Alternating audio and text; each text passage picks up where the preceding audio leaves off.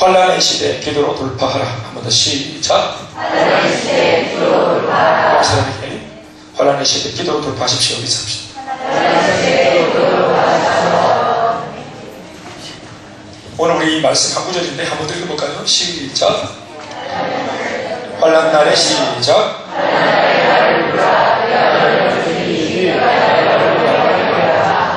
세 번역 성경을 보면은 제가 읽어드릴게요. 이렇게 되어 있습니다. 그리고 재난의 날에 나를 불러라. 내가 너를 구하여 줄 것이요 너는 나에게 영광을 돌리게 될 것이다. 한 번 더. 그리고 비교해보시면서 들어보세요. 그리고 재난의 날에 나를 불러라. 내가 너를 구하여 줄 것이요 너는 나에게 영광을 돌리게 될 것이다. 지금 현재 여러분들의 허리띠를, 인생의 허리띠를 꽉 졸라매고 있는 그 안전장치 있습니까? 안전장치. 내 인생, 내일이라고 하는 그 시간대로 내가 내 몸을, 내 인생을 집어 던져도 될 만큼 두려움이 없게 만들어주는 든든한 안전장치, 보호장치. 여러분들의 인생을 묶어주는 동안줄이 있습니까? 내일이 두렵지 않습니까? 모르니까 두렵지 않습니까? 어제까지 써먹었던 이 방법, 어제까지는 괜찮았는데 이 방법 그대로 내일에 적용해도 내일의 문제가 해결될지, 가정에서 이 문제로 내가 승부를 봐서 승리했는데 이 방법론으로, 이 방법과 전략으로 내가 세상살이에도 이걸 써먹었을 때 될지, 어제까지는 그것이 통해가지고 감사했지만 내일이라고 하는 글피, 다음 주, 다음 달, 내년, 남은 내 평생에 내가 내 몸을 그대로 집어던져도 나는 살아보나 살지 않으나 그것은 승리다, 보나마나 승리다 하는 그 안전한 든든한 동안줄이 오늘 내 인생을 지금 묶고 있습니까? 어제까지는 엄마 아버지가 나를 돌봐주시니까 20년 살아왔습니다. 어제까지는 남편이 돈 벌어다 주고 나를 지켜줬으니까, 든든한 남편이 내 옆에 있으니까 내가 그래도 내 삶이 건사되어지고 안전하게 살아왔습니다. 오늘까지는 내 눈앞에서 아양을 부리고 애교를 드는 예쁜 그런 그 천사 같은 아이들이 내게 기쁨이 되어주니까, 아직까지는 내 눈에서 눈물 뱉어주었고, 아직까지는 나로 하여금 웃게 만들어주는 내 아이들을 보면서 오늘까지는 양육 문제 괜찮았는데 내일도 그 아이들이 과연 내 안에, 내 얼굴에 미소가 번지게 하는 그런 아이일까? 결혼식 날 딴딴딴하면서 우리가 웨딩 마치했는데 그때까지는 행복했던 이 결혼생활, 내일부터 실전에 들어가서 신혼여행 갔다 오고 살림살이 펼쳐놓고 이제 진짜 살아갈 때, 서툰 아내와 남편의 이름으로 살아갈 때 이 관계가 계속해서 보장될 것이라고 우리가 믿을 수 있습니다. 지금 내가 어느 정도는 취업하지 못한 사람들보다는 뭔가 안전한 상태에서 직장생활하고 내일 아침 밥 먹고 일어나서 에너지를 펼칠 그 직장이라는 필드가 있어가지고 제법 내 마음속에 든든함이 있지만 이것이 언제까지 보장될 수 있을까? 안전장치. 일회용 말고 영원한 안전장치. 심지어 내 인생뿐만 아니라 대물림되는 내 후손들 전체의 인생을 주님 오시는 그날까지 다 송두리째 잡아낼 수 있는 그 안전장치. 교수는 아버지 엄마가 교수지 자식은 아니잖아요. 그들도 또 매달 헤딩해야 돼요. 엄마 아버지가 판사고 변호사다. 그들은 어느 정도 레벨 위에 올라서서 사회에서 그런 탑 클래스에 몸을 담고 멋지게 살아가지만 자식들은 다른 문제입니다. 그러니까 어떻게 보면 오늘 내가 쥐고 있는 이 인생의 비결과 능력이 하루는 보장해줘도, 이틀은 보장해줘도, 내 젊은 날 한때는 보장해줘도, 아니 좀 더 넓혀서 확장을 시키더라도 내 한 시대에는 나의 평생, 80평생은 보장해줘도 이것이 과연 내 가정, 가문 전체를 보장할 수 있는가? 지금 제가 여러분들에게 묻고 있는, 던지는 이 질문의 화두, 내 인생의 영원한 해답, 이거 있는가? 또 그것이 있기 때문에 정말 나의 마음속에 들어오는 두려움과 염려와 걱정, 유심을 그것을 이겨낼 수 있는 진짜로 실제적인 능력이 되고 있는가? 그것을 제가 여러분들에게 오늘 설교 전투에 묻고 있습니다. 번지점프 이야기를 안 할 수가 없죠. 고소공포증은 분명히 죽음에 대한 두려움인데 사람들은 돈을 주고 그것을 내자라고 말하면서 자기 몸을 계속 그 천리길 양떨어지로 던집니다. 분명히 공포인데, 죽음에 대한 공포인데 이것을 사람들이 즐기고 있습니다. 또 공포가 더 극대화되는 상황인 만큼 이것이 역전되어질 때는 기쁨도 큰가 봐요. 그래서 그 죽음의 공포를 레저로 즐기는 것 같아요. 짜릿하다고 말하면서. 그러니 죽음의 공포를 레저로 승화시켜주고 역전시켜주는 180도 바꾸어주는 그 근거가 뭔가 우리가 다 알아요. 내 발목을 힘차게 묶고 있는 안전 로프 때문에 그렇죠. 그 로프 안전장치 때문에 내가 죽음의 공포를 즐기고 엔조이 하는 것으로 180도 뒤집어 역전시키는 거예요. 인생도 번지점프와 같아요. 주일이 지나고 이제 월요병이 찾아와서 직장 가기 싫고 다음 주 월화수목이 두려운 밤에 잠을 이룰 때 딱 이렇게 그냥 눈 감고 죽었으면 좋겠고 눈 뜨면 천국이었으면 좋겠고 죽음이 아프지만 않고 고통스럽지만 않다면 오늘 밤으로 그냥 내 인생이 마감되어서 주님의 품에 안겼으면 좋겠다. 내일 아침 해가 안 떴으면 좋겠다. 이런 마음에 그런 넋두리가 얼마나 우리 많았습니까? 내일을 향해서 내 몸을 번지점프처럼 던질 수 있는 그런 역전의 인생이 되려면 내 발목 정도를 묶고 있는 것이 아니라 내 인생 전체를 송두리째 묶고 있는 인생의 안전 로프가 있어야 되는 것입니다. 제 인생 번지점프의 안전장치는 오늘 방금 읽은 10편 50편 15절의 말씀이었습니다. 제게 저는 개인적으로 힘겨운 가정 환경 안에서 거의 예수 믿고 13년 동안 나를 지탱하게 해주셨던 그런 말씀으로 오늘 이 구절을 저는 회상합니다. 달리 할 수 있는 게 없었기 때문에 믿기로 결정했던 날들이었습니다. 내 스스로가 뭘 가지고 있는 게 없었기 때문에 뭘 할 수도 없고 또 힘들어하는 우리 엄마를 위해서 무너진 우리 가정을 위해서 내가 뭔가를 할 능력도 없는 약한 내가 그래도 유일하게 할 수 있었던 것이라고는 믿는 것이었습니다. 13년간 수많은 말씀들을 들었지만 저 개인의 삶을 전체를 꽁꽁 묶어주었던 안전장치 그것은 오늘 이 10편 50편 15절 한 구절의 말씀이었고 이 말씀이 저에게는 복음이자 동안줄이었습니다. 환난 날에 나를 부르라 내가 너를 건지리니 네가 나를 영화롭게 하리로다. 오늘 이 말씀을 뒤에서부터 한 번 더 묵상을 하니까 참 은혜가 됩니다. 제가 언제 한번 이 말씀을 그 극동방송에서 한번 강의할 때 묵상하면서 하나님이 하루 첫날 딱 감동을 주시면서 이 말씀을 왠지 거꾸로 이렇게 좀 묵상을 하니까 은혜가 되도록 이렇게 은혜를 주셨던 게 기억이 나요. 사실 이 말씀은 네 가지로 나누어져 있는데 첫 번째 A파트는 환난 날에, B파트는 나를 부르라, C파트는 내가 너를 건지리니, D파트는 시작 네가 나를 영화롭게 하리로다. 사실 차례대로 이렇게 말씀했어야 되는데 뒤에서부터 이렇게 말씀을 제가 묵상해 봤습니다. 그리고 제가 이 말씀을 그때 당시 전할 때 그 강의 제목으로 제가 삼았던 것이 기도하지 마세요 라는 것이었습니다.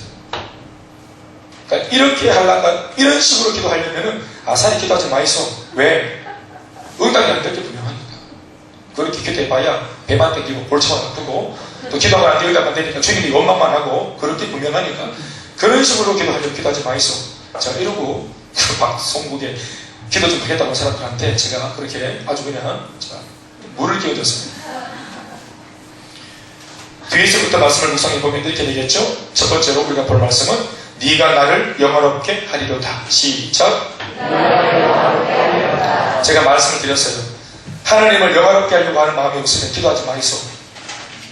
기도할 때 하나님을 영화롭게 하려고 하는 이 마음이, 이 근본적인 마음이 내 기도 응답 받겠다, 이 문제를 해결하겠다, 이 환난에서 나는 벗어나야 되겠다, 이 불을 꺼야 되겠다 이런 게 아니고 하나님을 영화롭게 해야 되겠다, 하나님을 영화롭게 하고 싶다라는 이 본질적인 마음이 내겼다면 그 기도 응답이 절대로 안 됩니다. 웨스트민스터 소요리 문답 제1항 첫 구절을 보시면 이렇게 되어 있습니다. 하나님이 우리를 창조하신 목적이라고 하면서 거기에 무엇을 적어놨냐 하면 우리가 하나님을 기뻐하고 하나님의 영광을 영원토록 즐거워하도록 우리는 그런 존재로 창조되었고 지음을 받았습니다. 우리는 하나님을 기뻐하고 그 하나님을 영원토록 그 하나님의 영광을 즐거워하도록 우리는 존재하는 것입니다. 그러니까 이 말 한마디로 말하면 우리는 주님을 예배하기 위해서 영원토록 주님을 찬양하고 예배하기 위해서 우리가 존재하는 것입니다. 그러니 우리가 하나님을 영원롭게 하려고 하는 마음이 없다면 그런 마음이 근본적으로 이미 없다면 그것은 저 불당에 가서 죽은 신인 그 성가모니한테 자신의 소원을 아뢰고 있는 그러면서 108번제를 드리고 그렇게 일어났다 앉았다 2000번제를 드리고 또 3000번제를 드리는 그런 사람들과 다를 바가 없는 겁니다. 내 소원 성취하겠다가 아니라 내가 믿는 그 신이 영화롭게 되는 것이 기도하는 목적이라는 것 이런 말 하는 거 없죠. 우리 기독교만이 하나님을 영화롭게 하기 위해서 기도하는 것입니다. 내 소원 성취하는 것이 아니라 하나님을 영화롭게 하기 위해서 우리가 기도해야 되고 기도 응답도 그런 어떤 맥락에서 받아야 하는 것입니다. 신앙의 본질이 뭡니까? 살아계신 하나님을 세상에 나타내고 드러내고 하나님을 전파하는 것입니다. 영이신, 그래서 보이지 않는 그 영적인 하나님, 영이신 모습으로 존재하시는 그 영이신 하나님을 물리적인 우리가 살고 있는 이 자연 세상에 드러내고 나타내 볼 수 있는 유일한 방법이 바로 우리가 기도해서 응답받는 이 기도 응답인 줄로 믿습니다. 우리가 기도하고 응답받으면 응답해 주신 존재, 즉 하나님의 그 존재가 이 땅 가운데 드러나기 때문에 그렇습니다. 그런데 우리는 하나님을 드러내기 위해서라도 기도 응답을 많이 받아야 됩니다. 그것이 바로 하나님을 영원롭게 하는 것인 줄로 믿습니다. 성경을 보십시오. 여러분, 하나님께서 하나님 백성을 통해서 얼마나 많이 이 땅 가운데 나 하나님은 살아있는 하나님이라고 드러내고 싶어 하십니까? 종살이하던 이스라엘 백성들 앞에 모세를 주님이 보내신 이유가 뭡니까? 하나님이 살아계신다는 것을 그 노예 근성에 묻어있는 400명의 250만 명의 그 노예들에게 하나님의 살아계심을 드러내기 위해서 모세를 보내신 것입니다. 하나님은 숨어 계시고 싶지 않았어요. 하나님은 나타나고 싶어 하시고 드러나고 싶어 하십니다. 그것도 우리의 삶을 통해서. 기도 응답은 기도의 끝이 아니에요. 기도하고 마지막이 기도 응답. 기도의 끝이 기도 응답이 아니라 기도 응답은 어떤 면에서는 종결점이 아니고 하나님의 살아계심을 드러내기 위한 또 다른 시작점인 겁니다. 하나님 살아계신 증거를 누리는 것이 기도 응답인 줄로 믿습니다. 그런데 문제는 우리가 기도하지 않는다는 겁니다. 기도하지 않으니까 응답이 없고, 응답이 없으니까 하나님을 세상에 드러내고 주님을 영광롭게 할 기회도 우리 가운데 주어지지 않는 것입니다. 우리가 차단하는 것입니다.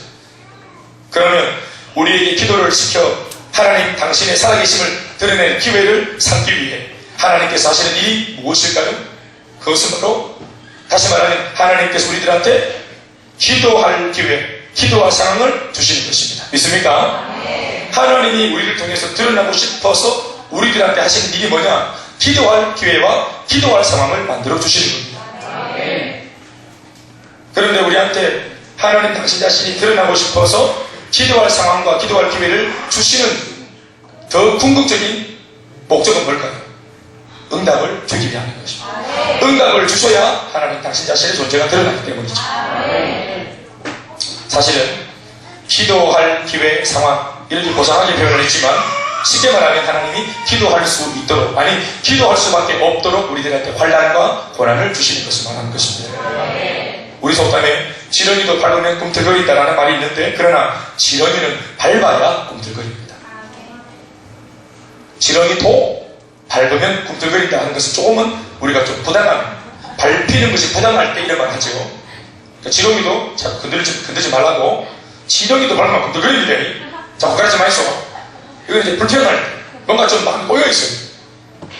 그런데 성경을 보시면 이사야에도 말씀을 하고 있지만 하나님께서 그 야곱을 향해서 뭐라고 말합니까? 너 지렁이 같은 야곱아, 이렇게 말하거든요. 그러니까 우리 인생이 티끌이고, 그리고 인생이 지렁이입니다. 비겁하고 힘도 없으면서 또 게다가 비겁하기까지 하고, 그래서 땅에 사는 정도가 아니라 땅바닥 속에 땅굴을 파고 들어가서 그렇게 살아가는 인생, 지렁이 같은 인생.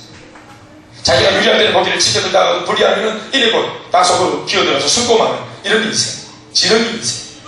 야곱이 그렇게 살았지 않습니까? 평생 반칙하면서 자기가 불리하면 하나님을 찾아가도 등다시고 배부르면 또다시 곤모술수록 살았던 그 야곱, 지렁이 인생. 그러니 이 지렁이는 밟아야 꿈틀거리는 것입니다. 우리는 그 야곱처럼 지렁이 같은 존재이고 지렁이 같은 인생입니다. 그래서 조금은 하나님 입장에서는 우리를 밟아주셔야 우리가 꿈틀거리기 때문에 환난과 고난을 통해서 우리를 밟아주시는 겁니다. 우리가 기도합니까? 밟아야 기도하죠. 밟는다 이런 표현이 좀 알고 싶은 거예요. 건드려줘야, 자극을 줘야 우리는 기도하고, 새벽도 깨우고 아침도 깨우고 밤도 깨우고, 우리 집에서 이게 안 되면 이제 계속 딴소리하고 불평하고 원망하고 남 탓하고 이렇게 사는 것입니다. 그래서 우리가 밟혀서라도 기도를 하게 되어지면, 그래서 안 하던 기도를 밟혔기 때문에라도 기도를 하면 몇 가지 변화가 일어나죠. 기도의 그 묘미는 뭐냐 하면, 기도 안 하면 아무런 역사가 없지만 기도하기 시작하면 무언가 영적인 역사가 꿈틀거리면서 일어납니다. 우리가 땅에서 풀면 하늘도 풀리기 시작합니다. 그러니까 기도로 풀어 제끼고 기도를 시작하면 뭔가 하늘에서 응답이 시작되어진다고 보면 되겠습니다. 그 변화 중에 첫 번째가 뭐냐면 우리가 문제를 바라보는 우리 안목이 바뀌는 것이죠. 나를 죽이려고 드는 문제라고 보던 이 입장에서 기도하면 이 문제 속에 왠지 아무것도 안 보였는데 뭔가 실마리가 보이고 뭔가 이 문제가 나를 죽이려고 하는 하나님의 어떤 그런 그 야악한 의도가 아니라 나를 돕고자 하고 이런 모습으로라도 나를 기도의 사람으로 만들려고 하시는 철들게 만드시는 그 주님의 속 깊은 의도를 깨닫게 되는 것입니다. 그러면서 하는 말이 하나님은 언제나 선하시다, 하나님은 언제나 좋으신 분이다 라고 말할 수 있게 되는 것입니다.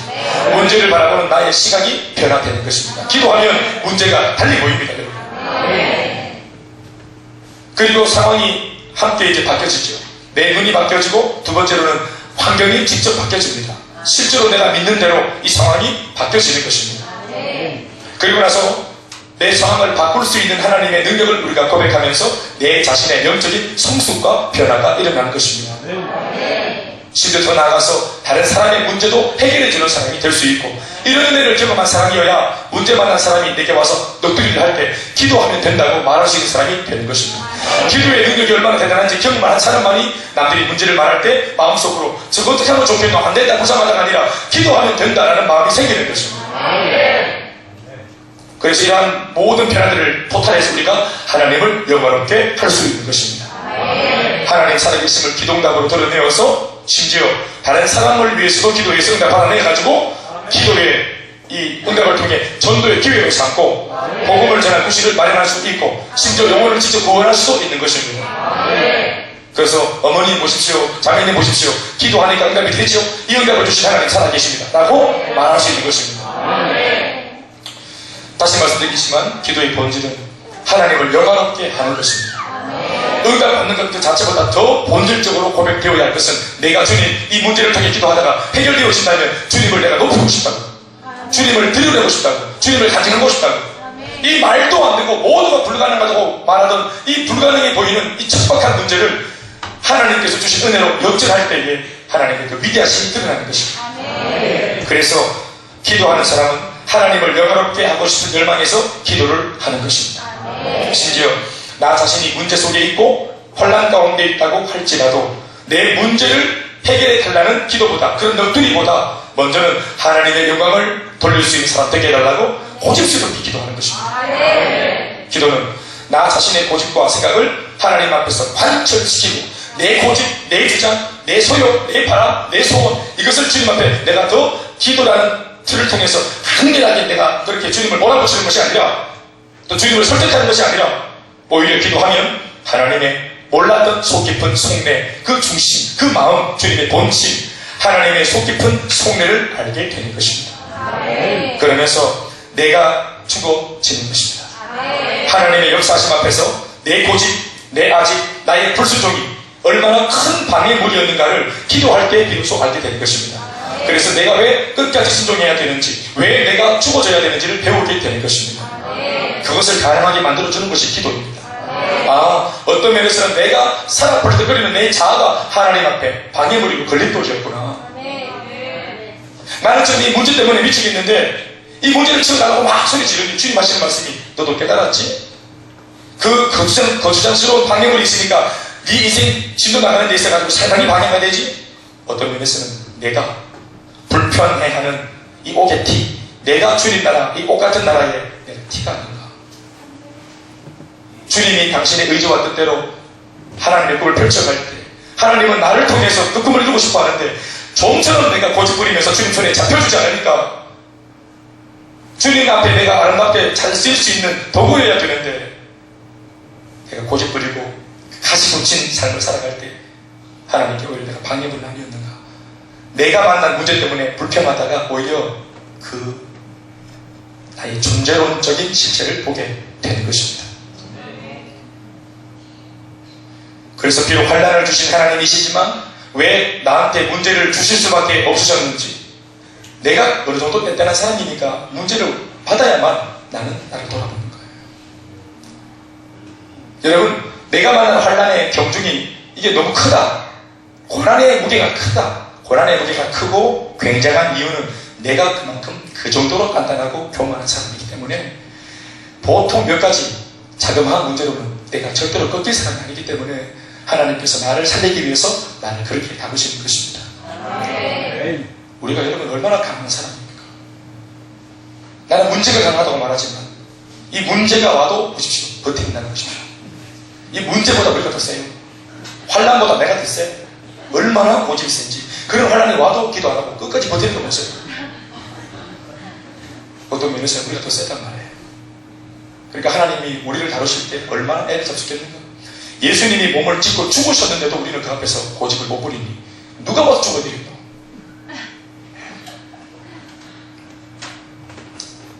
그래서 오히려 시편 119편 67절 말씀에 고난당하기 전에는 내가 그를 행하였더니 이제는 주의 말씀을 지킵니다.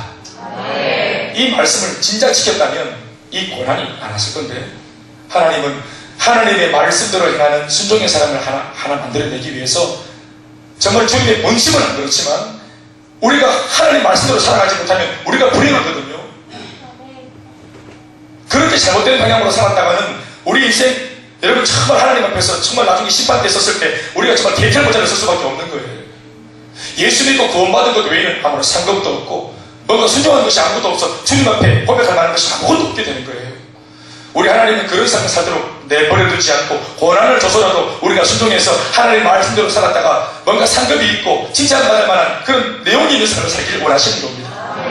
오늘 나라 국장이 나와서 정말 하나님 앞에 칭찬되는 삶을 살고 있다고 말했는데 그래서 자기가 이때까지 미뤄왔던 귀사자가 말했던 그 전도하고 그렇게까지 전도하는 일에 이제 관심이 생겼다고 하려고 하는 의지가 생겼다고 말하는 것입니다.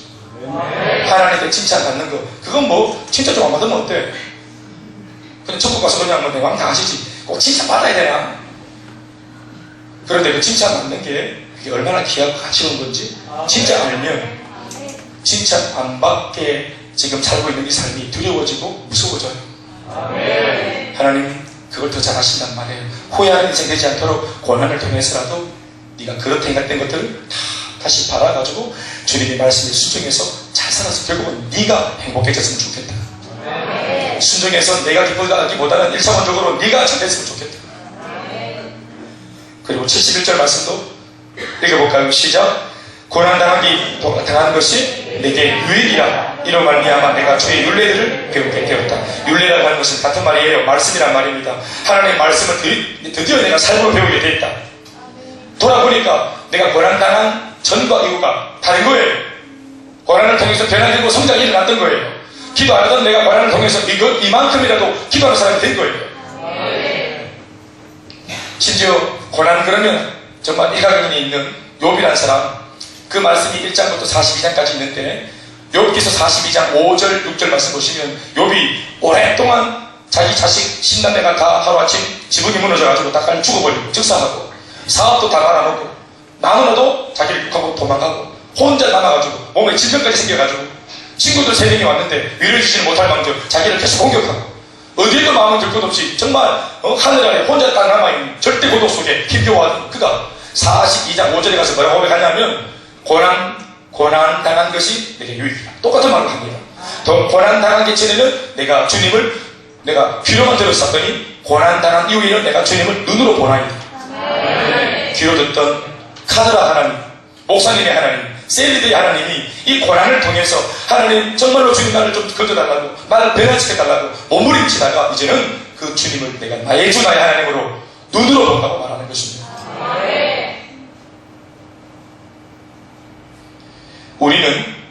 우리가 쌓아 올린 봉우리, 나의 업적, 나의 세역적인 업적, 내가 이만큼 주님 위해서 했다 하는 이 봉우리로 주님을 영화롭게 할 것이라 생각하지만 그렇지 않습니다.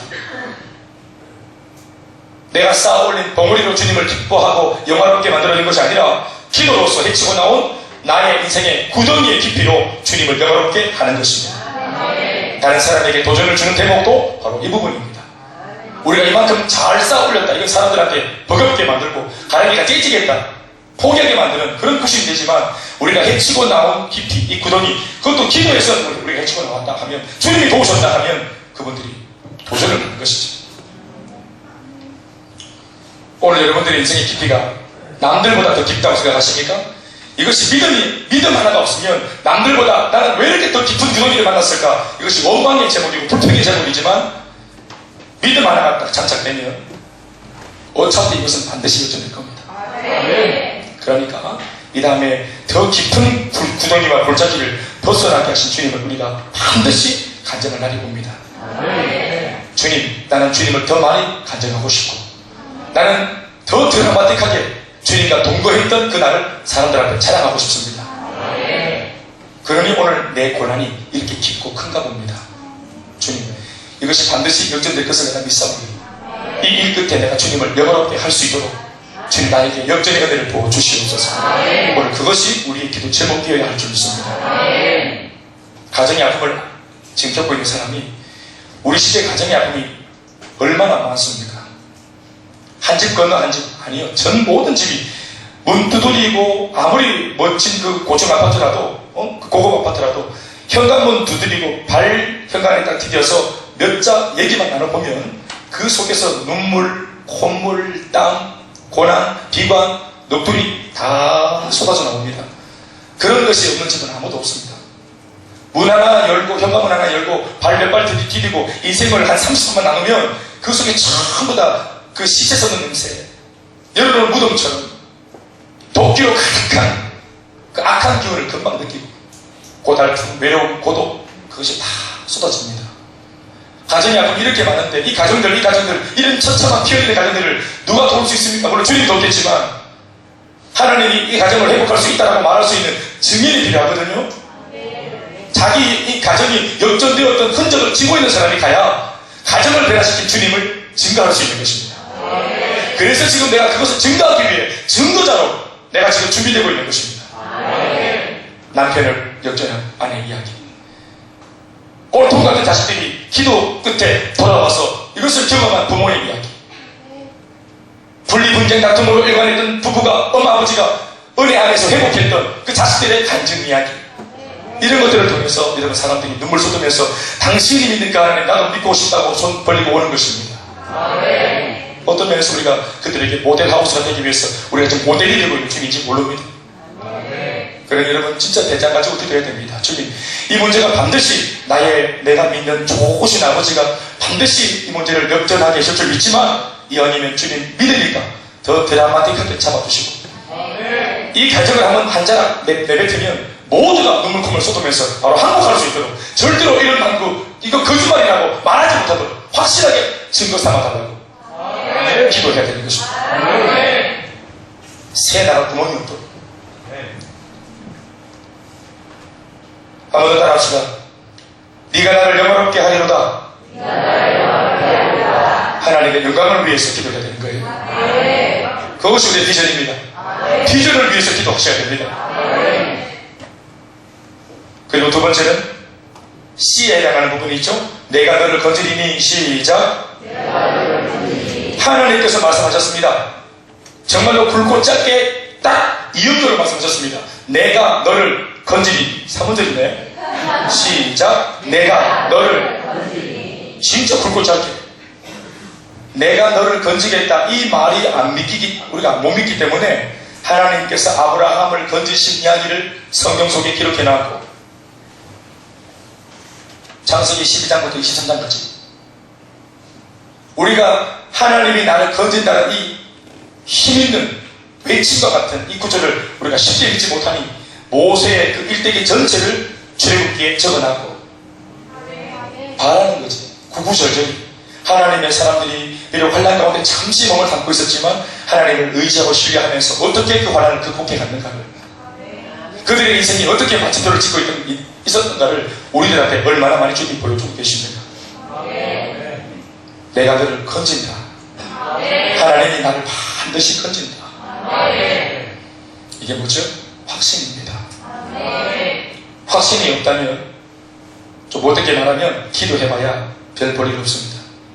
오늘 밤에 소리내 기도해도 확신이 없이 기도한다면 만약 무엇인가 하나님이 할 수 있다면 해보이소. 마가복음 9장 간질병 걸린 아이의 고백, 간질병 걸린 아이 아버지 고백, 당신도 뭔가 할 수 있게끔 해보이소. 그게 말입니까? 안 될 때 안 되더라도 당신밖에 없으니까 내 아이 문제 좀 해결해달라. 나중에 인간이 안 돼가지고 따질 때 따지더라도 부탁할 때는 될 것을 믿고 능력을 신뢰하면서 도와달라고, 그것이 도움을 간청하고 구하는 사람의 태도 아닙니까? 왜 이렇게 좀 얄팍하게 부탁하죠? 부탁 아닌 것처럼 부탁인 듯 부탁 아닌 부탁 같은 부탁. 왜 이런 부탁을 합니까? 자기가 상처 받으려고. 많이 실패해봤기 때문에, 안 돼봤기 때문에 괜히 기대했다가 또 자기가 상처받을까봐. 아버지 자기가 기도를 했다가 응답 못 받다가 상처받는 게 중요하나 내 자식이 낳는 게 중요합니까? 지금 이 가정의 문제는 내 자식이 낳는 게 중요한 문제인데, 아버지는 자기가 상처 안 받으려고 자기 방어 기제를 가지고 지금 두둔하고 있어요. 100% 믿고 100% 신뢰해야 되는데 상처를 안 받으려고 한 80% 70% 던지는 거예요. 믿는 척 하다가 안 돼, 조짐이 안 좋고 안 되니까 아이고 빨리 다 믿음 드렸다고 다 그다 드려가지고 그거 빨아내릴 줄 알았다.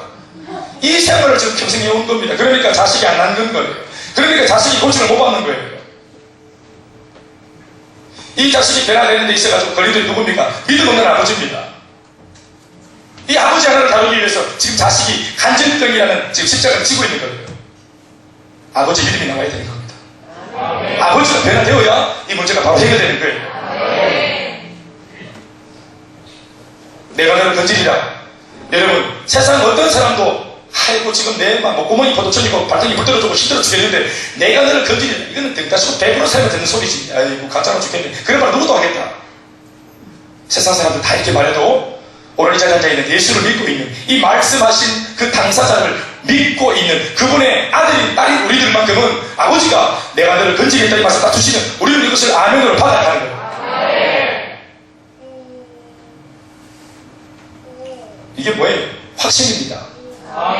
확신이 믿음이고, 확신을 할 수 있으면 그 하나님을 기대할 수 있는 것입니다. 그것이 하나님을 움직이는 겁니다. 우리의 믿음과 아버지 하나님을 기대하는 그 마음이 하나님 아버지를 움직인다 이 말입니다. 승리는 진짜 문제가 해결되어 상황이 종료됨으로써 승리하는 것도 있지만, 또 한 가지는 문제는 그대로 있는데 그 문제거리가 더 이상 나한테 문제가 아니게 느껴지도록, 내 발목을 잡고 있는 이것이 내 발목을 잡지 못하도록, 문제점 있어도 괜찮다, 그 정도 문제 있어도 괜찮다 이러면서 내 마음속에 평안을 먼저 갖는 것도 승리입니다. 여러분, 대개의 경우 성경에서 보여주는 승리는 후자의 경우가 더 많습니다. 문제 자체가 해결되어서 승리하는 것도 있지만, 문제는 있는데 이 문제 때문에 내 마음이 뺏기지 않고 내 마음의 평강을 잃어버리지 않는 이 상태, 이것도 승리인 겁니다.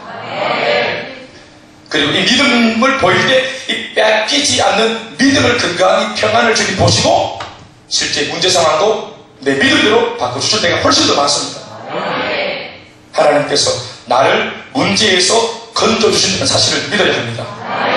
그렇다면 하나님께서는 나를 문제에서 건져주신다고 하실 때 만약 구체적으로 어떻게 건져주실까? 어떠한 모양새로 나를 건져주시는 것인가?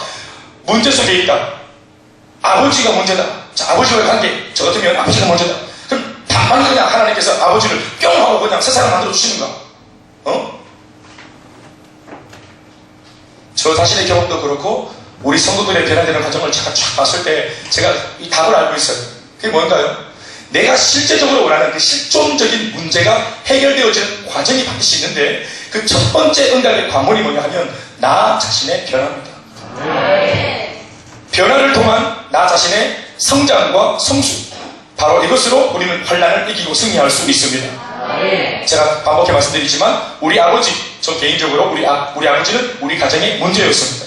술 좋아하고 또 한평생 그냥 꿈이 없이 자기가 힘들면 그 힘든 것을 가족에게 그것을 표출하고, 자기가 열받으면 그 스트레스를 가족들한테 풀어제꼈던, 한평생 그렇게 살아와서 가족들에게 상처를 줬던 우리 아버지 가정의 문제였습니다. 그러나 그 아버지는 바뀌지 않았습니다. 제가 예수를 믿어도 바뀌지 않았습니다. 13년 동안 조금 더 바뀌지 않았습니다. 더 심해졌습니다. 그러나 예수 믿고 내가 성장하고 성숙하자 아버지라는 문제는 바로 나의 변화를 통해서 바로 일어났던 것입니다. 내가 아버지를 사랑하게 되고 아버지를 용서하게 되었습니다. 그때 아버지가 바뀌기 시작했습니다. 그래서 제가 그 변화되는 응답의 포인트, 그 시간대를 딱 찍었을 때 저는 경험했으니까, 그때가 언제냐면 내 마음이 아버지를 향한 내 마음이 바뀌어지고 진짜 겉만이 아니라 속까지 바뀌어졌을 때 진짜로 아버지도 상처를 받았구나. 아버지도 그 아버지로부터 이렇게밖에 자랄 수 없었구나. 일평생 술 먹고 살았던 그 아버지로부터 배운 것이 이거밖에 없으니까 그 한계를 못 넘었구나. 어떤 면에서는 아버지가 못 배웠고 공부 못 받고 양육받지 못했고 더 나은 삶의 기대를 나은 삶의 어떤 그런 가치를 보지 못했기 때문에 막 이렇게밖에 못 살았구나. 우리 아버지도 피해자구나. 우리 가정에는 피해자가 가해자가 아무도 없다는 사실을 알고 그걸 놓고 기도하기 시작할 때 아버지가 바뀌어지더라는 거예요. 그리고 복음을 들을 기회도 만들어지고 할렐루야. 과거 제가 청년부를 사역할 때 절박한 이런저런 문제를 가지고 청년들한테 제가 했던 말이 뭐냐 하면 이 아이들은 뭐 아버지가 바뀌길 바래요. 엄마가 뭐 집을 돌아오길 바라고 내 동생이 회복되길 바라고 우리 가정이 다 복음을 통해서 예수 믿기 원해요. 목사님 어떻게 하면 좋아요. 가정이 회복되는 것을 문제라고 말하면서 왔어요. 제가 이렇게 말하는 아이들에게 제가 계속 했던 말이 뭐냐 하면 훈련입니다. 훈련. 술 좋아하는 우리 아버지가 문제면 목사님이 누구를 훈련시켜야 돼요? 우리 아버지를 훈련시켜야 되는 거 아니에요? 깽판치는 우리 아들이 만약에 문제다. 엄마가 만약에 얘기한다. 그러면 엄마 하는 말은 목사님 우리 아들을 빨리 해결해야 될 거 아니에요? 그런데 제가 했던 것은 뭐냐 하면 그 문제를 안고 자서 상담을 본 그 사람한테 했던 말이 당신이 변화되세요. 당신이 훈련받죠. 제가 항상 그렇게 말했어요. 그러니까 이 사람들이 얼마나 저한테 열받았겠어요. 여러분들처럼 답답해 주는 거죠. 아니 내가 지금 문제는 아니고 내 남편, 내 마누라, 우리 아버지, 우리 내 아들 이해를 좀 해달라는 거예요. 근데 목사는 이 사람 눈을 바라보면서 아멘. 방 마음에 하신 분? 예. 용주 씨가 처음에 제 지금 저기 저 휴대폰을 보면은 지금도 이영주 씨라고 돼 있어요. 이영주 씨. 내가 행복 모임을 처음 전할 때 그때 내가 이 기록해놨던 메모리 해놨던 그 이영주 씨로 아직도 돼 있어요. 지금 이 사람은 우리 교회 셀리던데도 이영주 씨. 그러니까 옛날에 그 이영주 씨 일대의 모습을 항상 기억해라. 그러면 제가 조심하지 않도록 사실 원래 이건 그녀한테 줘야 되는 건데 제가 듣고 있어요. 몰청이 정신 좀 잊지 마라 이러면서. 그런데 이분이 항상 자기가 은혜 막 받으면서 눈물 막 쏟으면서 계속 했던 말이 남편 변화됐으면 좋겠다고. 그래서 제가 난 반드시 변화됐기라고. 그리고 제가 별말 안 했어요. 본인은 약속했겠지만 우리 남편 좀 만나달라고 말은 안 했지만 이제서야 말이지만 네가 더 문제고 내가 볼 때는 네가 더 변화돼야 되고 그리고 남편이 바뀌려면 당신이 먼저 내가 남편한테 찾아갈 만큼 변화가 되어줘서 다리가 돼줘야 내 아내를 바꿔준 목사라 해야 이게 남편이 목사를 만나려고 하는 거예요. 제 하는 말 맞습니까? 내 아내를 변화시킨 하나님이라고 말을 해야 남편은 불신자 입장에서는 그렇게 해야지 이게 마음이 열리는 거예요. 나는 말 쓰기 싫은데요. 목사님께서 말 좀 섞어주시고 저 좀 치워주세요. 저것 좀. 이게 아니고 굳이 네가 손을 그 구조물에 넣어야 되고 니를 통해서 들어가고 싶은 거예요. 변화된 너를 통해서. 그래서 그 문제를 가지고 왔을 때 항상 제 마음속에 당신이 먼저 바뀌었으면 좋겠다. 남편을 문제아로 보는 내 관점. 그러니까 응답을 원하지만 이 응답이 정말 남편의 변화를 진짜 원하고 남편을 사랑하기 때문에 바꾸자 하는 마음보다는 좀 미안한 편이지만 대체로 보면은 내가 이 남편과 사니까 내가 힘드니까 이 남편 빨리 바뀌었으면 좋겠다. 내가 힘드니까 저 자식이 바뀌었으면 좋겠다. 아 자식 말이에요. 자식.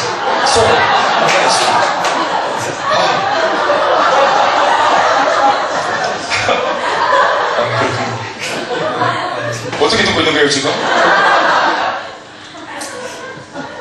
광주 그 자식 말고 광주 그분의 자식.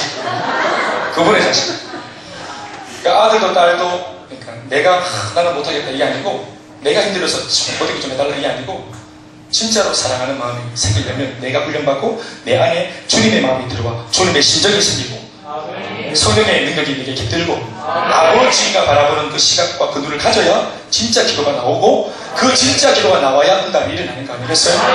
그러니까 기도한다고 되는 게 아니라 기도하는 사람이 그 당사자가 먼저 바뀌어야 되는 거예요. 그래서 제가 그 변화를 위한 훈련. 그러니까 내 눈앞에서 지금 양육받고 있는 이 사람이 훈련받고 있는 이 모습이 내가 지금 훈련받고 있는 이 모습이 내가 원하는 그 사안이 회복되어지는 것과 응답되어지는 것과 관계가 있어요, 없어요? 크게 대답하 있어요, 없어요? 지금 문제 해결을 지금 못해가지고 지금 속이 시끄러워 죽겠는데 이런 내가 훈련받고 있어야 되겠나? 빨리 문제 해결해야 되는데 팔자 좋다. 그러니까 지금 배부르는 내가 지금 내가 지금 팔자 좋게 훈련받아야 되겠나? 아니요. 팔자가 지금 사납고 지금 등이 안 다치고 배가 안 부르기 때문에 훈련받아야 돼요. 오늘 내가 나의 변화와 내가 그토록 원하는 기도 응답이 상관없는 게 아니고 밀접한 상관이 있습니다. 밀접하게 상관이 있다. 영적인 변화를 통해 나 자신이 그리스도의 장성한 분량에 이를 만큼 성장해서 지, 정, 의 그리고 영적인 모든 부분에서 내가 정말 작은 예수다 할 만큼 변화되어지면 그 문제 따위가 예수로 충만해진 나를 어떻게 할 수 없게 되는 것입니다. 기도 응답 앞에 반드시 선행되어져야 할 필수 관문이 나 자신의 변화, 성숙, 성장이기 때문에 그래서 많은 사람들이 기도 응답을 못 받는 것입니다. 이게 귀찮거든요. 나는 문제만 사라졌으면 좋겠는데 내가 원하는 것만 쏙 빼먹었으면 좋겠는데 자꾸 주님은 나를 다루려고 하는 거예요. 그러니까 열받는 거예요. 그래서 예수님 당시 군중들도 2만 명이나 되는 사람들이 떡 먹고 예수님의 그 기적을 통해서 고기 먹을 때는 물고기 먹을 때는 좋았는데 그 보리떡 5개와 물고기로 인한 그 기적의 음식을 먹고 난 뒤 예수님이 말씀을 전하니까 모두가 다 이를 갈면서 돌아가는 거예요. 교회 오는 목적이 마음이 다 쓸쓸하고 외롭고 걸걸해서 위로받으려고 오는데 그렇게 온 교회에서 자꾸 목사는 숙제 내고 훈련받자 하고 자꾸 뭔가 섬겨야 된다 말하고 복음 전하자 하니까 이게 내가 교회 오는 목적과 나를 지금 대하는 이 목사의 의도와 목적이 다르기 때문에 상충되니까 야, 이 교회는 내가 찾는 교회가 아니라는 거예요. 등 가려운 곳 끌어주는 교회 찾아가는 겁니다. 나한테 이래라 저래라 간섭하지 않고 내가 원하는 요구 조건만 들어주는 교회, 그런 교회가 좋은 교회라고 생각하는 겁니다. 그래 망하는 그 인생이에요. 내 자신의 대안을 우리가 도외시하고 제외시키고 절대로 응답의 관문을 열 수 없습니다. 주님이 내 손을 딱 잡고 그 불구덩이에 들어가자 하시거든요. 나를 내놓지 마세요. 비겁한 거예요. 주님 우리를 비겁하게 두지 않으려고 하시는 거예요. 내가 만난 이 환난을 통해 나는 나를 거둬주신 하나님을 세상에 드러내고 또 그것으로 복음을 전하여 영혼을 살리겠노라 기도한다면 어찌 하나님께서 우리를 그 환난에서 건져주지 않겠습니까? 심지어는 이 환난을 극복한 간증으로 하나님을 보다 더 잘 드러내고 싶은 열망에서 환난이 극복되어질 것이 분명하기 때문에 심지어는 좀 비난한 좀 오바스러운지 모르겠지만 주님 어차피 만난 문제 해결될 게 분명하다면 더 드라마틱하게 좀 써주세요. 이런 겁없는 기도도 하는 겁니다.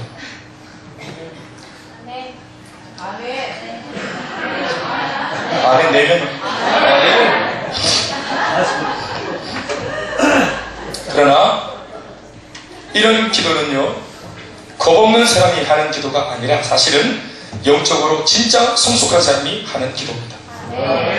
그러니 입으로 흉내만 내는 고백이 아니라 진짜 이런 대범한 기도를 하기 위해서는 나 자신이 말씀과 성령의 능력으로 충만해야 합니다.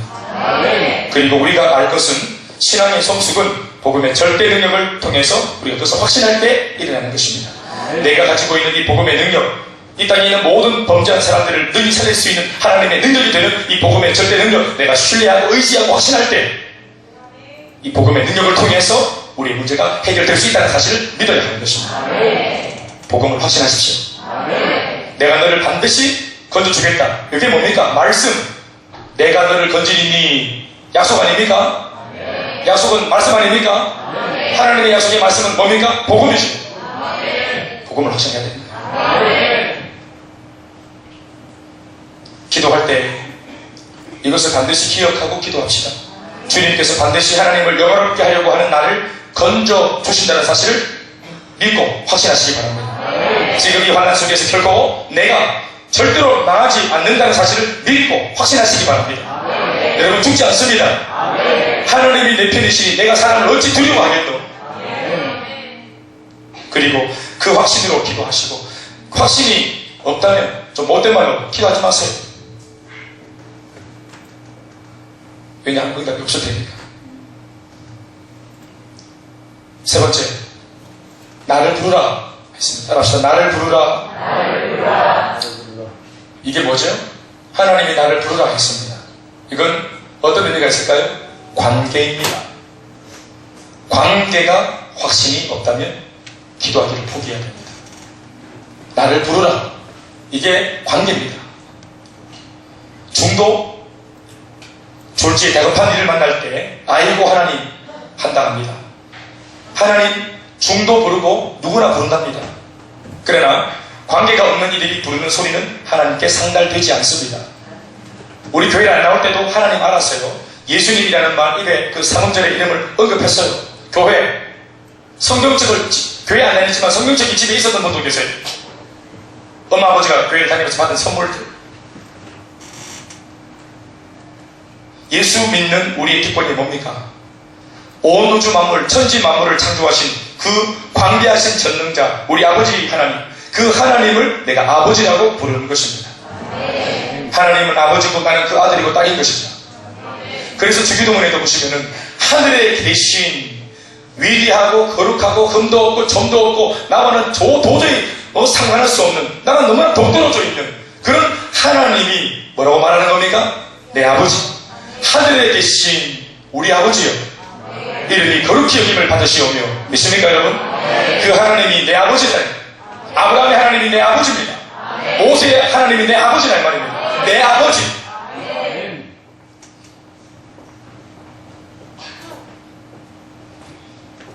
아브라함 곁에서 오랫동안 머물러 계신 그 하나님만 생각하면 오늘 그 하나님이 아브라함이 만났던 하나님, 아브라함의 하나님, 모세의 하나님, 너무 그렇게만 말하면 이 하나님이 지금 내 옆에 서 있어도 왠지 이 하나님을 부를 때 아브라함하고 같이 계셨던 그분 아닙니까? 모세의 하나님? 이렇게 되어지지. 그게 아니고 아브라함이 얘기를 듣더라도 우리 생각 속에, 관념 속에 나의 하나님이 아브라함의 과거 아브라함의 그 일을 좀 도와줬다. 지금 내 아버지가 과거 내가 태어나기 전에 모세의 일을 좀 도와준 그 하나님, 모세의 하나님이 내 하나님이기보다 내 아버지가 과거 바울을 좀 도와줬던 그 하나님. 아이고 우리 아버지 옛날에 많이 바쁘셨네 내 없을 때. 우리 아버지.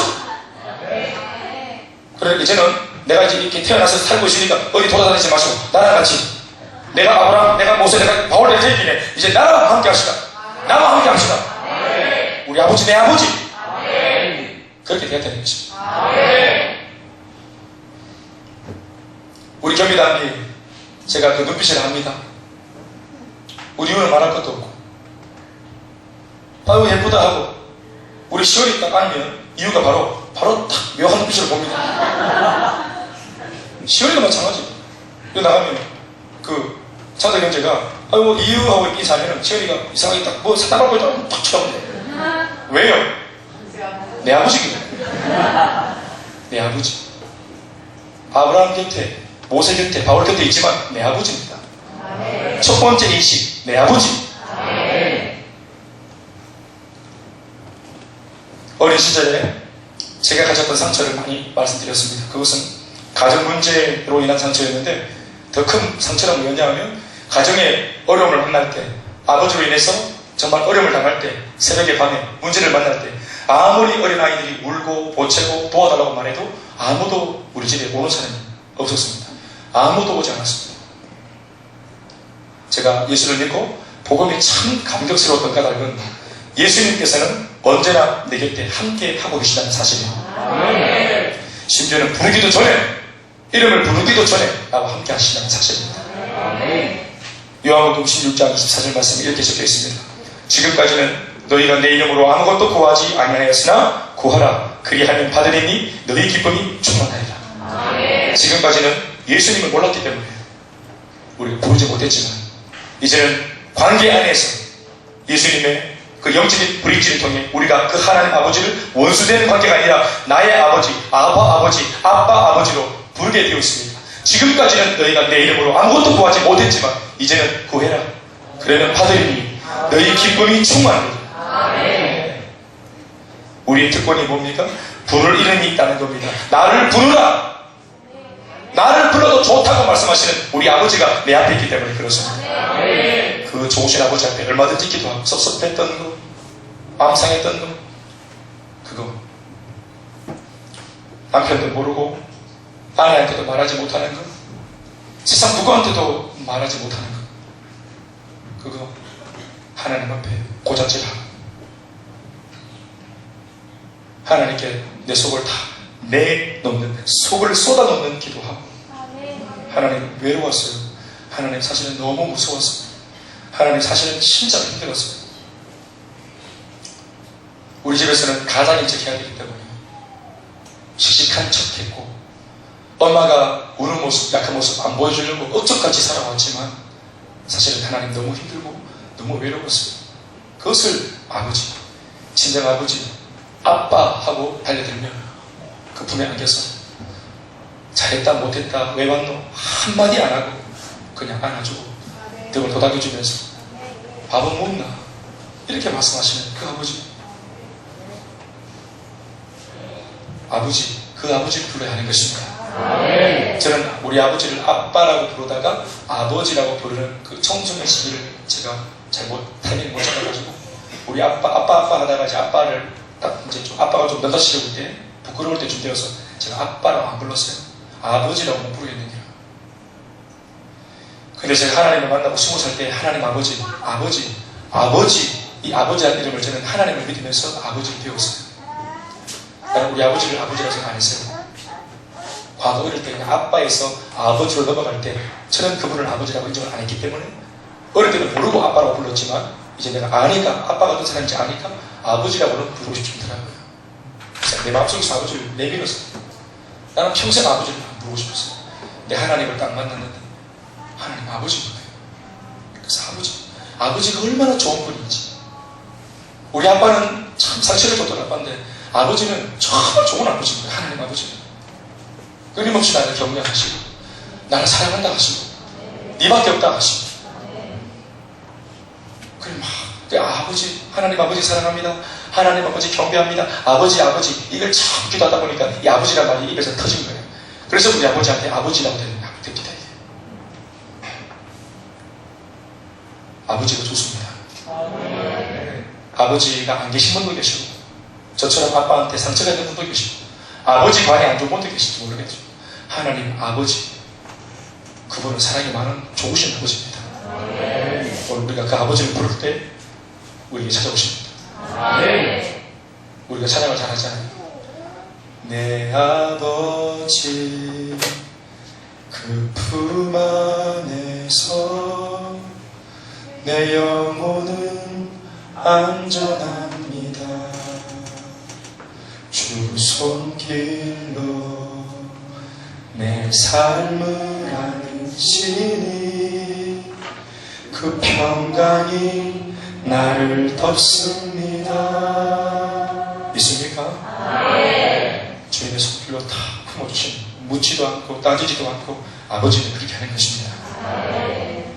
우리의 특권은 바로 자녀의 특권, 자녀의 권세가 있다는 특권입니다. 영접하는 자, 곧 그 이름을 믿는 모든 사람들은 다 이미 그 아버지를 마음껏 아버지라고 부를 수 있는 특권이 주어진 사람들입니다. 내가 죄가 좀 있어도, 허물이 좀 있어도, 부족해도 얼마든지 아버지를 아버지라고 부를 수 있습니다. 하나님은 우리 인생의 모든 문제에 해답을 갖고 계시는 분이십니다. 주님께 답이 있고 길이 있다면 우리가 그 주님께 을딱하고 주님을 붙잡아야 합니다. 사주팔자 문명, 우리의 오늘의 문제가 회복될 줄 믿습니다. 사람한테 부탁한다면 그 사람이 위로할 수 있을 망정 답이 없으니까 나중에는 피차가 서로 상처가 되어지고 또 실망받게 되어지는데 답이 있는 분이기 때문에 이렇게 우리한테 자신 있게 말하는 거예요. 나를 불러라, 나를 불러라. 왜요? 왜 이렇게 말합니까? 왜 이렇게 심플하게 단순하게 말합니까? 내 문제는 억척처럼 무겁고 복잡한데 왜 답을 주는 분은 이렇게 쉽게 말합니까? 나를 무시하는 겁니까?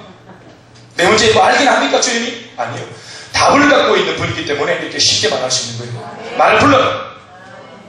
내가 너를 어떻게 도와주겠다 구체적으로 말하지 않는 겁니다. 이미 답을 갖고 계시기 때문에. 그러니 그 하나님을 내 아버지라고 확신하시고 아버지의 또 자식의 관계를 맺기 위해 우리가 예수님을 더 붙들어야 될 줄 믿습니다. 아버지 하나님과 나와의 관계를 더 돈독하게 하기 위해서 중재자로 오신 분이 예수님 아니겠어요?